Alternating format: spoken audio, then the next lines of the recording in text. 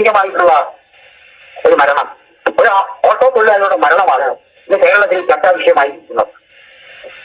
നമ്മുടെ ആരോഗ്യ മേഖലയിൽ കണ്ടുകൊണ്ടിരിക്കുന്ന മൂല്യച്യുതിയുടെ ഒരു രക്തസാക്ഷിയാണ്, അവഗണനയുടെ ഒരു രക്തസാക്ഷിയാണ് പന്മനക്കാരനായ കൊല്ലം ജില്ലയിലെ പന്മന എന്ന ഗ്രാമനിവാസിയുടെ മരണം. വേണു എന്ന് പറയുന്ന ആ രോഗിയുടെ മരണത്തിന് നിദാനം. നെഞ്ചുവേദനയെ തുടർന്ന് ഓട്ടോ തൊഴിലാളിയായ വേണു പ്രബല പ്രാഥമിക ഹോസ്പിറ്റലിൽ ചെല്ലുകയാണ്. അവിടെ പരിശോധന നടന്നതിന് ശേഷം അദ്ദേഹത്തെ കൊല്ലത്തേക്ക് റെഫർ ചെയ്യുന്നത് നെഞ്ചുവേദനയാണ്. രോഗം നെഞ്ചുവേദനയാണ്. സാങ്കേതികമായി ഇന്ന് നെഞ്ചുവേദന കാണുന്നുണ്ട്, പലവിധ കാരണങ്ങളുണ്ട്. അപ്പൊ അദ്ദേഹം കൊല്ലത്തെത്തുകയാണ്. കൊല്ലം മെഡിക്കൽ കോളേജിലെത്തി പരിശോധന നടത്തുന്നു. അവിടെ കൊണ്ട് അദ്ദേഹത്തിന്റെ രോഗത്തിന് ശാന്തി ലഭിക്കുന്നില്ല എന്നുള്ള ഉപകരണ സജ്ജീകരണങ്ങളൊക്കെ ഇല്ലായിരിക്കാം. എന്തായാലും റെഫർ ചെയ്യുന്നത് തിരുവനന്തപുരത്തേക്കാണ്. ഏതെല്ലാം തരത്തിലുള്ള രോഗങ്ങളുണ്ടെങ്കിലും അതിനൊക്കെ അവസാന അത്താണിയായിരിക്കുന്നത് മെഡിക്കൽ കോളേജാണ്. അതിനുള്ള എല്ലാവിധ ഉപകരണ സജ്ജീകരണങ്ങളും ആധുനിക സാങ്കേതിക വിദ്യകളുമെല്ലാം അവിടെ ഒരുക്കി വെച്ചിരിക്കുന്ന ഒരു ആശുപത്രിയാണ് മെഡിക്കൽ കോളേജ്. അതിനപ്പുറത്തൊരു ആശുപത്രി ഇല്ല. നമ്മുടെ ആരോഗ്യ വകുപ്പും സംസ്ഥാന ഭരണകൂടവും പറഞ്ഞു നടക്കുന്നത് ലോകോത്തര ആരോഗ്യ സേവനങ്ങൾ നമ്മുടെ നാട്ടിലിടുന്നതാണ്. അമേരിക്കയിലോ മറ്റ് യൂറോപ്യൻ രാജ്യങ്ങളിലോ കിട്ടാത്ത തരത്തിലുള്ള അതിനേക്കാൾ മെച്ചപ്പെട്ട തരത്തിലുള്ള ആരോഗ്യ സേവനങ്ങൾ നമ്മുടെ രാജ്യത്തെ ആശുപത്രികളിൽ നിന്ന് ലഭിക്കുന്നതാണ് പ്രചാരണ നടത്തുന്നത്. സത്യമതാണോ? നമ്മുടെ രാജ്യത്തെ പശ്ചാത്തല സൗകര്യം ഒരുക്കുന്നതിന് വേണ്ടി കോടാനുകോടി രൂപ ഇവിടെ ചെലവഴിച്ചിട്ടുണ്ട്. അത് ചെലവഴിച്ചത് വളരെ സാധാരണമായ കാര്യമാണ്. പക്ഷേ ഉദ്ദേശശുദ്ധിയോടുകൂടി അല്ല അത് ചെയ്തിരിക്കുന്നതെന്ന് നമ്മുടെ ആശുപത്രികളൊന്ന് പരിശോധിച്ചാൽ നമുക്ക് കാണാൻ കഴിയും. പശ്ചാത്തല സൗകര്യങ്ങൾ പരിമിതമാണ്. പഴകിയ ലക്ഷണങ്ങൾ ഇടുങ്ങിയുള്ള കോട്ടയത്തൊരു രോഗി വഹിക്കുന്നു. അതുപോലെ നിരവധി ആശുപത്രികൾക്ക് ചുറ്റുമതിലുകളോ അതുപോലുള്ള ശുചീകരണ പ്രവർത്തനങ്ങളോ ഒന്നുമില്ലാത്ത, ആവശ്യത്തിന് ഡോക്ടർമാരില്ലാത്ത, ആവശ്യത്തിന് മരുന്നുകളില്ലാത്ത, ആവശ്യത്തിന് പാരാമെഡിക്കൽ സ്റ്റാഫുകളില്ലാത്ത നിരവധി ആശുപത്രികൾ നമ്മുടെ നാട്ടിലുണ്ട്. എന്റെ നാട് കൊല്ലം ജില്ലയിൽ കാത്താൻകോട്ടയാണ്. അതിന്റെ ആസ്ഥാനത്താണ് ഞാൻ താമസിക്കുന്നത്. ഇവിടെ ഒരു താലൂക്ക് ആശുപത്രിയുണ്ട്. അതിന്റെ ഗതി ഇത് തന്നെയാണ്. അപ്പൊ ഇതേ രീതിയിലുള്ള ആശുപത്രികൾ വെച്ചുകൊണ്ടാണ് ലോകോത്തരമായ സേവനങ്ങൾ നമ്മുടെ ആശുപത്രികളിൽ നിന്ന് ലഭിക്കുന്നു എന്ന് പറയുന്നത്. എത്ര ലജ്ജാകരമാണ്. തിരുവനന്തപുരത്ത് ചെന്ന് കഴിഞ്ഞപ്പോഴുള്ള സംഭവം എന്താണ്? ഈ വേണുവിനെ അഡ്മിറ്റ് ചെയ്ത് അടിയന്തരമായി ശസ്ത്രക്രിയയ്ക്ക് വിധേയമാക്കുന്നതായിരുന്നു. അടിയന്തരമായിട്ട് ശസ്ത്രക്രിയ ചെയ്ത് അയാളെ ആ നെഞ്ചുവേദനയിൽ നിന്ന് രക്ഷപ്പെടുത്താനുള്ള ഉത്തരവാദിത്വം ഈ മെഡിക്കൽ കോളേജിലുണ്ട്. അതിനുള്ള സാഹചര്യങ്ങൾ അവിടെ ഒരുക്കിയിട്ട് ഉണ്ടായിരിക്കണം, ഇല്ലെങ്കിൽ ഒരുക്കണം. അടിയന്തരമായിട്ട് പറഞ്ഞു കേൾക്കുന്ന അദ്ദേഹത്തിന്റെ ഭാര്യ അടക്കം പറഞ്ഞു കേൾക്കുന്ന ചില കാര്യങ്ങളുണ്ട്. ഞാൻ രോഗിയുടെ ഒരു ശബ്ദ സന്ദേശമാണ് കേൾക്കുന്നത് ആദ്യമായിട്ട്. ആ രോഗി പറയുന്നതിന്റെ അർത്ഥം എന്താണ്? അയാൾക്ക് വേണ്ടത്ര പരിഗണന കൊടുത്തില്ല. രോഗം നിശ്ചയിക്കുന്നതിൽ അവർ പരാജയപ്പെട്ടിരിക്കുന്നു. അഥവാ ക്രിയാറ്റിൻ കൂടിയിട്ടുണ്ടെങ്കിൽ അത് കുറയ്ക്കാനുള്ള സംവിധാനമില്ലേ? അയാളുടെ നെഞ്ചിൽ രക്തം മാത്രമല്ല വെള്ളം കെട്ടിക്കിടക്കുന്നുണ്ടാണ് പറയും. അങ്ങനെയാണ് ഒരു ഇൻജക്ട് ചെയ്ത് കുറയുന്നുള്ള സംവിധാനമൊക്കെ ഇല്ലേ? ആധുനിക സംവിധാനങ്ങൾ ഈ ആശുപത്രിയും ഉണ്ടാവേണ്ടതല്ലേ? ഇല്ലെങ്കിൽ ആ ആശുപത്രിക്ക് മെഡിക്കൽ കോളേജ് എന്ന് പറയാനൊക്കില്ല. മദർ കോളേജ് എന്നേ പറയാനൊക്കത്തുള്ളൂ, ഭരണത്തിന്റെ കോളേജ്. ഈ മെഡിക്കൽ കോളേജ് ആണെന്നുണ്ടെങ്കിൽ ഇത്തരം പശ്ചാത്തല സൗകര്യങ്ങൾ അവിടെ ഒരുക്കി വെച്ചിരിക്കാം ആയിരുന്നു. കോട്ടെ അയാൾ 5 ദിവസത്തോളം വാദിക്കൊണ്ട് തള്ളി. 5 ദിവസത്തോളം അയാളെ വാദിക്കൊണ്ട് തള്ളിയതിനു ശേഷം ആ രോഗിയെ വേണ്ടത്ര ശ്രദ്ധിച്ചില്ല എന്നുള്ളതാണ് ആ കുടുംബത്തിന്റെ പരാതി. അതിന്റെ നേർസാക്ഷിയായി അദ്ദേഹത്തിന്റെ ഭാര്യ അത് പറയുന്നുണ്ട്. വൈദ്യശാസ്ത്രത്തെ കുറിച്ച് ഐശ്വര്യ അറിയാൻ വയ്യാത്ത സാധാരണക്കാരൻ എങ്ങനെയാണ് അദ്ദേഹത്തിന് എന്റെ നെഞ്ചിൽ വെള്ളമുണ്ടെന്ന് മനസ്സിലാക്കുക? ഈ വൈദഗ്ധ്യമുള്ള ആധുനിക സംവിധാനങ്ങളുടെ ആശുപത്രികളിലെ ഉത്തരവാദിത്തപ്പെട്ട പരിശോധനയിൽ മാത്രമേ അത് കാണാൻ പറ്റുള്ളൂ.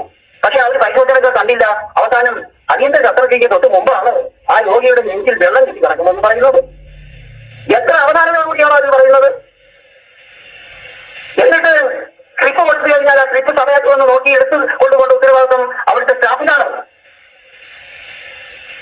അവർ സമയം പല നോക്കേണ്ടത് അവിടെ. ആ രോഗിയുടെ ജീവൻ രക്ഷപ്പെടുത്തുന്നതിന് വേണ്ടി എത്ര മണിക്കൂറുകൾ വേണമെങ്കിലും അതിന് ചുറ്റും നിന്നുകൊണ്ട് ഡോക്ടർമാർ നിരന്തര നിരീക്ഷണത്തിനും പരീക്ഷണത്തിനും വിധേയമാക്കണം. അങ്ങനെ മാറ്റിയിട്ട് വേണം ആ രോഗിയെ രക്ഷിക്കേണ്ടത്. അത് വേണ്ടത്ര പരിഗണന കിട്ടിയില്ല എന്നവർ പറയുന്നതിന്റെ അർത്ഥം എന്താണ്? മിക്ക ആശുപത്രികളിലും രോഗികളെ ബുദ്ധിമുട്ടിക്കുന്ന പ്രവണത ഞാൻ നേരിട്ട് കണ്ടിട്ടുള്ള ആളാണ്, ഞാൻ ഇടപെട്ടിട്ടുള്ള ആളാണ്. ഡോക്ടറുടെ സജീവ ശ്രദ്ധ കിട്ടണമെന്നുണ്ടെങ്കിൽ അദ്ദേഹത്തെ മാന്യമായി പോയി കാണണം, അദ്ദേഹത്തിന്റെ താല്പര്യത്തിനനുസരിച്ച് നമ്മൾ നിന്നു കൊടുക്കണം എന്ന് പറയുന്ന ഡോക്ടർമാരെ എനിക്കറിയാം. അപ്പൊ ഇത് ഈ നമ്മുടെ അഡ്മിനിസ്ട്രേഷനിൽ വരുന്ന വലിയ കുഴപ്പങ്ങളുണ്ട്. അപ്പൊ നിരന്തരമായ നിരീക്ഷണത്തിന് ഒരു ഓപ്പറേഷൻ ആവശ്യമുള്ള ഒരു രോഗിയെ റെഫർ ചെയ്ത് തിരുവനന്തപുരത്ത് വിട്ടപ്പോൾ അവർ ഒഴിവ് കഴിവുകൾ പറഞ്ഞ് 5 ദിവസം വെച്ച് താമസിപ്പിച്ച് അയാളെ രക്തസാക്ഷിയാക്കി മാറ്റിയിരിക്കുകയാണ്. ഇന്ന് കേരളം ഭരിക്കുന്ന നമ്മുടെ ഭരണകക്ഷി രക്തസാക്ഷികളെ ശിക്ഷിക്കുന്നതിനും അവരെ ആദരിക്കുന്നതിനും ബഹുമാനിക്കുന്നതിനും അങ്ങേയറ്റം ശ്രദ്ധ കാണിക്കുന്നവരാണ്. അതിന് മറ്റു വശങ്ങളുണ്ടെങ്കിൽ പോലും അത്തരത്തിലാണ് ആ ഭരണകൂടത്തിന്റെ ചിന്താഗതി. അതിനനുസരിച്ച് മെഡിക്കൽ കോളേജിൽ തുടങ്ങിയാൽ എങ്ങനെയായിരിക്കുന്നത്? എത്രയെത്ര ആളുകളാണ് നമ്മുടെ ഈ ചുരുങ്ങിയ കാലം കൊണ്ട് നമ്മുടെ കേരളത്തിലെ മെഡിക്കൽ കോളേജുകളിലും ആശുപത്രികളിലും രക്തസാക്ഷികളായത്? പ്രഗത്ഭന്മാരായ ഡോക്ടർമാരുള്ള ഒരു നാട്ടില് അവർ സ്വന്തമായി പ്രവർത്തിക്കുവാനോ അതിനാവശ്യമായിട്ടുള്ള ശസ്ത്രക്രിയ ഉപകരണങ്ങളോ മറ്റൊന്നും നമ്മുടെ താലൂക്ക് ഇല്ല, മെഡിക്കൽ കോളേജുകളിൽ ഇല്ലെന്നുള്ളത് നമ്മൾ അടുത്ത കാലത്ത് കണ്ടതാണ്. അത് ആവശ്യപ്പെട്ട് കഴിഞ്ഞാൽ അവരെ ഒറ്റപ്പെടുത്തി ആക്രമിക്കാൻ പോലും നമ്മുടെ ഭരണകൂടം അല്ലെങ്കിൽ മെഡിക്കൽ ഡിപ്പാർട്ട്മെന്റ് ശ്രമിക്കുന്നതും നമ്മൾ കണ്ടതാണ്. അതുകൊണ്ട് ഈ ഒരു രക്തസാക്ഷിയോടുകൂടി വേണമെന്നാൽ ഈ മനുഷ്യനൊരു ഓട്ടോ തൊഴിലാളിയാണ്. നിത്യവും വണ്ടി ഓടിച്ചു വേണം അയാളുടെ കുടുംബം പോറ്റുന്നത്. 2 പെൺകുട്ടികളുടെ പിതാവ്. ആ കുടുംബത്തെ രക്ഷിക്കണമെങ്കിൽ ഇനി ആരുമില്ല. അവർക്ക് വരുമാനത്തിന്റെ ആകെ സ്രോതസ്സായിരുന്നു. നിത്യവൃത്തി കഴിഞ്ഞിട്ട് 10 രൂപ എടുത്ത് മാറ്റിവെക്കാൻ പലപ്പോഴും പല ഓട്ടോക്കാർക്കും കഴിഞ്ഞെന്ന് വ്യക്തിയിൽ എനിക്ക് നേരിട്ട് അറിയാവുന്നതാണ്. ഞാൻ പല ഓട്ടോക്കാരുമായിട്ട് സഞ്ചരിക്കുമ്പോഴും നിരന്തരം ബന്ധപ്പെടുമ്പോഴും അവരുടെ ബുദ്ധിമുട്ടുകൾ എനിക്ക് നേരിട്ട് അറിയാവുന്നതാണ്. അങ്ങനെ വരുമ്പോൾ അവർക്ക് മതിക്ക് കണക്കാവില്ല. ഇന്നും മനുഷ്യരെ ചൂഷണം ചെയ്യുന്നതിൽ ഒട്ടും പിന്നോട്ടല്ല നമ്മുടെ മെഡിക്കൽ ഡിപ്പാർട്ട്മെന്റ്. നമ്മുടെ ഡോക്ടർമാര് ശമ്പളത്തിന് പുറമെ അവർക്ക് ചിന്തം വേണമെന്ന പറഞ്ഞില്ലെങ്കിലും പറഞ്ഞു വാങ്ങിക്കുന്നവരുണ്ട്. എന്റെ അടുത്തൊന്ന് പറഞ്ഞ് വാങ്ങിച്ചിട്ടുള്ള സന്ദർഭമാണ്. പറഞ്ഞാൽ കൊടുത്തില്ലല്ലോ എന്ന് ചോദിച്ചിട്ടുണ്ട്. അതുപോലെ ആശുപത്രികളിൽ ചെല്ലുന്ന ആളുകൾക്ക് വേണ്ടത്ര ശ്രദ്ധ കൊടുക്കാൻ വരുമ്പോൾ അദ്ദേഹത്തിന്റെ വൈകുന്നേരത്തേക്കുള്ള കൺസൾട്ടിംഗ് റൂമിൽ നമ്മൾ എത്തണം. നമ്മൾ എത്തി അദ്ദേഹത്തെ കണ്ടു തുടങ്ങി അദ്ദേഹത്തിന് ആവശ്യമായിട്ടുള്ള പണം കൂടെ കൊടുത്തില്ലെങ്കിൽ ആ രോഗി അവിടെ തന്നെ കിടന്ന് മരിക്കും. യാതൊരു സംശയമുണ്ട്. അങ്ങനെ നിരവധി സംഭവങ്ങൾ ഉണ്ടായിട്ടുള്ളത് എനിക്ക് നേരിട്ട് അറിയാവുന്നതാണ്. അപ്പൊ ആശുപത്രിയുടെ അഡ്മിനിസ്ട്രേഷൻ വിങ്ങാണ് നമ്മൾ ആദ്യമേ പരിഷ്കരിക്കേണ്ടത്. മെഡിക്കൽ കോളേജിൽ ഒരു സൂപ്രണ്ടുണ്ടെങ്കിൽ അയാളുടെ കീഴിലാണ് ആ മെഡിക്കൽ കോളേജിലെ ദൈനംദിന പ്രവർത്തനങ്ങൾ നടക്കുന്നത്. അവരുടെ വാർഡുകൾ പോയി പരിശോധിക്കുകയും അവരുടെ ഡിപ്പാർട്ട്മെന്റുകൾ യഥാവിധി പ്രവർത്തിക്കുന്നുണ്ടോ, അതായത് ഡിപ്പാർട്ട്മെന്റ് ഉദ്യോഗസ്ഥന്മാരെ ഡോക്ടർമാരോട് വന്നിട്ടുണ്ടോ ഇല്ലയോ, അവരെവിടെ പോയി എന്നുള്ളത് നോക്കാൻ അഡ്മിനിസ്ട്രേറ്റീവ് വിങ് പൂർണ്ണ പരാജയമാണ് പലർക്കും. ഞാൻ ശാസ്താംകോട്ട് പലപ്പോഴും പോകാറുണ്ട്. ഞാൻ ആ SCDC മെമ്പറായിരുന്നു.